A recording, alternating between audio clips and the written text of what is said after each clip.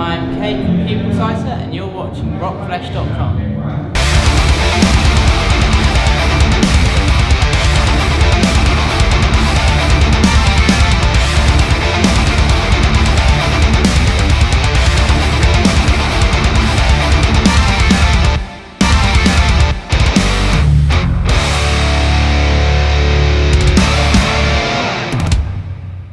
Here we are again, rockflesh.com. We're on the road and we're here in actually a factory in sort of Manchester. Meant to be Gorilla, but here a factory, and we're here basically with Kate from Pupil Slicer. Thank you very much. Thanks for joining us. I've got loads of questions, but I'm going to start with one that I really actually always wanted to ask a member of the band, having listened to Mirrors and listened to that.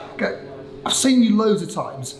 What you're doing is absolutely fantastic, but it's so almost angular. Everything seems to be operating not in a linear fashion. You know, every note seems to basically be almost deconstructed from the other. How do you remember what note comes next? Because they're just so out of sync with each other.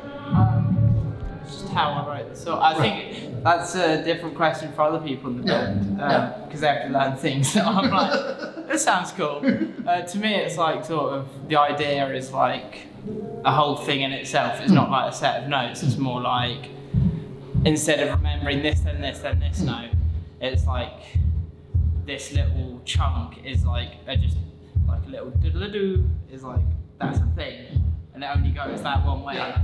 And then the songs are just constructed out of these chunks. You'll have like play a riff, play the riff again, but it has a different bit on the end. Then you go back to the first one, and that makes it a weird time signature because you've done that. But it's quite easy to remember once you know the like structure that goes into it. Just hearing you describe it's really fascinating because as a listener, it just feels so different to anything else.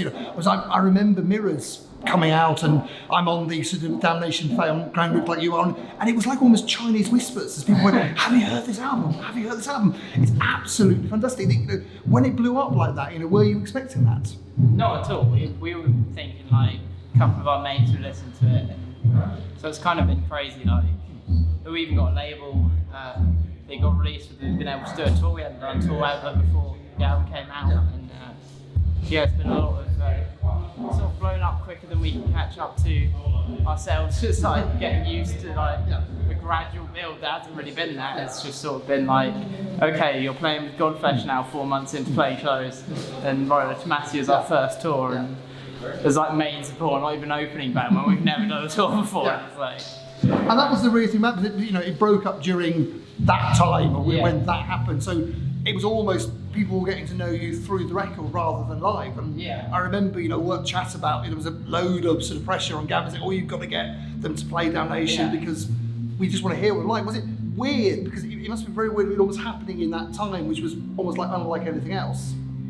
Sorry? It must have been quite weird trying to almost promote something that actually you couldn't go and promote. I mean, not for us because, if you're a band that had a system of release album, tour album, you sort of had that built in already. We hadn't released an album, so for us that was just how it was. we never released an album before, so we didn't know how you're meant to promote it. So the fact that it was during a pandemic didn't really affect how we thought we were putting it out there because we hadn't done it before. So how different did it feel when the second album came out? Was there a mark? Because the second album again feels just a really huge leap in sound. And I think what's different between the first and second album is almost, I think there's a claustrophobic feel in the first album, but the second album's got so much more depth to it. Was that something you specifically did on purpose? Maybe not so much on changing the sound from claustrophobic to open, but I definitely wanted it to be richer and more diverse in just, we've got a lot of musical influences and stuff we want to do with the project that on the first album we didn't know how to realise as well. And after getting more experience, it was easier to do that with the second album. And I think, again, that thing, riffing on that thing about, still always being wide-eyed to it. You played Download this year. That must have been, Jesus Christ, we're at Download. Yeah, well, that was like a lot of the pressure on the album because we got Download by saying, if we release an album 3 days before Download, can we play Download? And they were like, yeah. And then it was like, well, we have to record it at this time now to get it out in time. And like, that added loads of pressure into like getting it ready and recording it. But yeah, so it was a very different experience. But getting to play that download show, that was like one of my favourite shows this year, because it was just like crazy. Like 8,000 people, that's the biggest show we ever played. And it was all, you know, I was there, I was on the sort of accessibility kind of platform at the back, and it was, what was fantastic about it was something as absolutely jagged and unmainstream as what you were doing actually at download, when you had, you know, sort of every there, you know, which you know, at the end of the day is a bit of a mainstream festival, and there was you basically sticking two fingers up and pushing the underground. There was it, you know, was there a real feeling of, you know, we're flying the flag or doing things different with heavy music here? A little bit. Like, it's cool to be a band like that playing Download Festival, but I feel like in recent years they've definitely moved into having like more representation from sort of more niche areas, so like Code Orange and Loathe, and they've played it, Harriet played it, Static Dress have played, so and Dinner Escape and Employed Server played before, so it's not like it's unheard of, but there are usually only like 2 or 3 bands like that each year, so it's cool to be one of the 2 or 3 getting to be like representing that area of music. And they're usually shoved away in stage 4 and stuff, and that sort of, you stay in your little corner over there. You know, do you have ambitions? You know, you're standing up on the top of the stage, on the top of the hill. You know, is there ambitions to play the main stage? You know, is that something you would want to do? I mean, it'd be cool. Who wouldn't want to do that? Yeah, cool. So, you know, how's it been? Is it, you know, I know, you know, as I said, sort of, I'm on the Damnation forum like you are.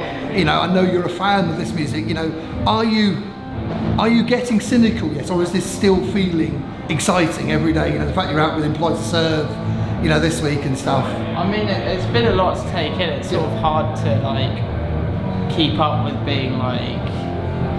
It's sort of like, it's a bit sad in the way it dulls you to like, what I found is like going to a gig isn't as exciting as it used to be, because I went from like going to gigs all the time to I haven't got time to go to gigs because I'm playing gigs all the time, and then when you know how horrible like loading in up like 4 flights of stairs and down again, it sort of takes a bit of the sheen off, but it's still like, you get those days like sitting next to Justine yesterday just chatting about like our bands, and like they were a foundational band for me, like one of the first metal bands I got into, Employed to Serve, around their first album, and to have followed them for that long and now be touring with them, it's sort of crazy.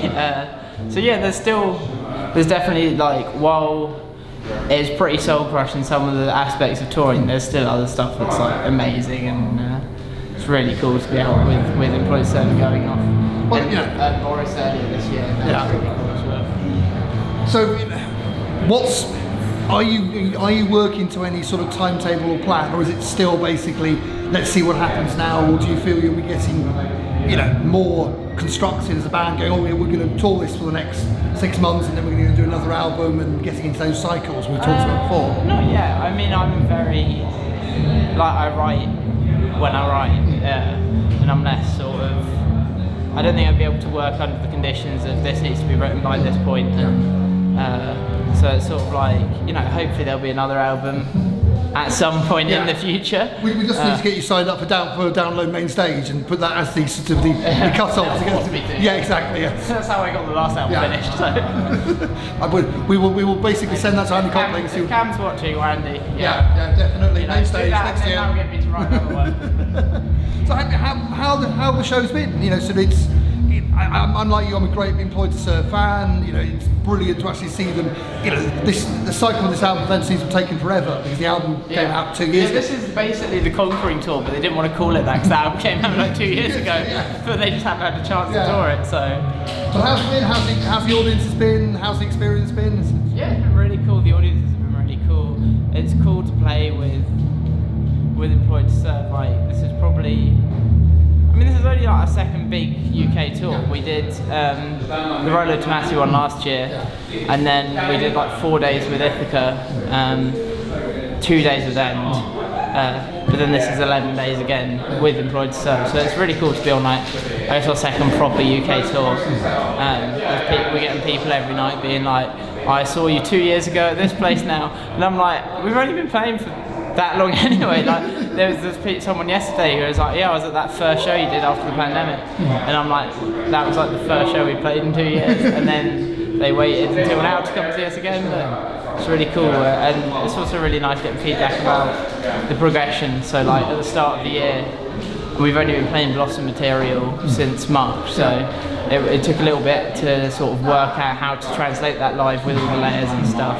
And we had the thing for like a little bit where it was like the old songs were sounding really good live, but the new songs weren't clicking. And now I think we found that flow. I think after download we really locked that in. And since then, every set's been way tighter, and we've been working really hard. And I think it's coming across really nicely now. And people are saying like, how have you improved this much? And just so even since last year, them seeing us with like Road Smash and stuff, they're saying like we feel like a different band now. So it's really cool to get that kind of feedback, because it shows the hard work pays off. And I must admit, as you know, as a fan first and a journalist second, you know, that's the most exciting thing about watching new emerging bands like yourself. Is going, as you said, every time you go, oh god, that's better now, and that's better, and that's better, and that is really exciting. There's something boring about watching bands doing the same thing again and again, where it just feels carbon copy. It's just really exciting. So are you contemplating a headline tour, or are you quite happy? We'd like to do a headline tour for Blossom. Like we're really proud of the album, so it'd be really good to. We'd really like to play a lot more of it live,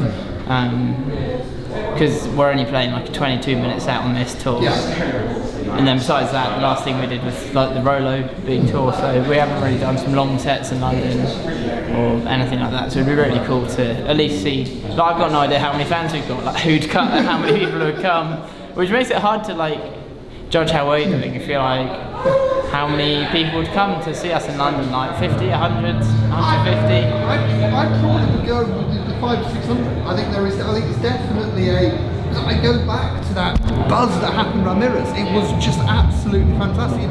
Yet nobody had anything else to do but just sit there and listen to music and write on internet forums. But there was such a excited buzz about, oh my god, this is the next new thing. This is the next this is the next new band. So I know I would fill your boots. I would go for a 500-600 venue. I think there's definitely fans there.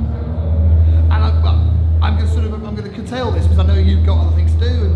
But I've got one last question, which I'm going to sort of take you probably 5 years in the future. If you could do Pupil Slicer Fest, if you could do a Pupil Slicer festival, and whether it be a field somewhere in Hampshire or be a room somewhere there, who would you have on the bill?